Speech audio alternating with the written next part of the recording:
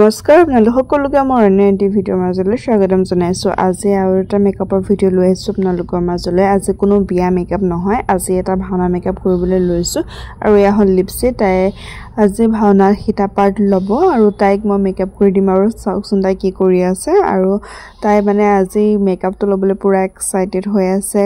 গোটেই টাইমটো অকল কথাই পাতি থাকিলে আৰু আইনাখনকে চাই থাকিলে। মই দেখাইছোঁ আপোনালোকক। তাই বিশেষকৈ ভাওনাত অসুৰৰ পাৰ্ট বেছিকৈ লয়, তাৰ পৰা এইবাৰ কিন্তু অসুৰৰ পাৰ্ট নাপালে, গতিকে তাই অকণমান নাৰ্ভাছো হৈ আছে যে কি হ'ব অসুৰৰ পাৰ্টটো নাপালে। মই আগতে ৰাসৰ মেকআপো কৰিছোঁ, আপোনালোকে যদি মোৰ চেনেলটো চাইছে তেতিয়া আপোনালোকে দেখা পাব। আৰু তাই এই আইনাখনকে চাই আছে, আইনাখন মানে আজি এৰাই নাই। এয়া মই এইফালে লিপষ্টিক লগাই আছোঁ, তাৰপিছতে তাই ভাওনাৰ বচনবিলাকো মনত পেলাই আছিলে।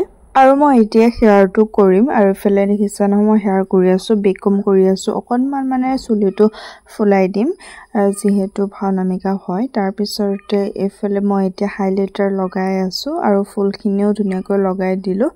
তাই সকলোবোৰ লৈ আহিছিলে, ফুল আৰু ড্ৰেছ লৈ আহিছিলে, মই ধুনীয়াকৈ লগাই দিলোঁ। তাৰপিছতে এতিয়া সেন্দুৰটো দি দিছোঁ, সেন্দুৰটো অকণমান ডাঠকৈ দিলোঁ। তাৰপৰা এইফালে ড্ৰেছযোৰ মানে চাদৰখন মই ৰাইট চাইডে দিছিলোঁ আৰু ৰাইট চাইডে ভালো লাগিছিলে, তাই এনেকৈ পিন্ধিম বুলি ভাবিছিলে। তাৰপিছত ভাবিলে যে যদি কোনোবাই কয় উল্টাকৈ পিন্ধি আহিছোঁ বুলি তেতিয়া কি হ'ব, আকৌ খুলিব লাগিব, গতিকে একেচোতে লেফ্ট চাইডেই দি দিলোঁ।